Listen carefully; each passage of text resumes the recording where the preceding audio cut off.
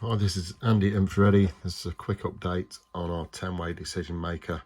So we've actually added MP3 player now, so you can actually add 9 customized MP3 audio files that you can create using a text to audio converter online, and then you just simply add the cards to a micro SD card and away you go. So if we press the button, obviously when you've asked a question, you can have the 9 responses.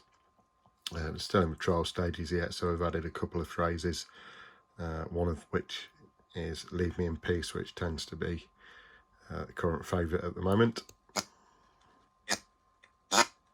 Mail.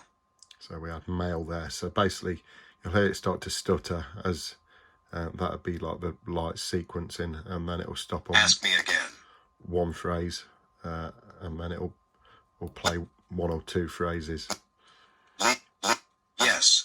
No. Leave me in peace. Leave me in peace. Ask me again.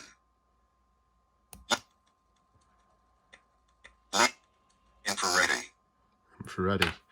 Okay, so thank you for watching. If you could leave us your comments, thoughts, be much appreciated.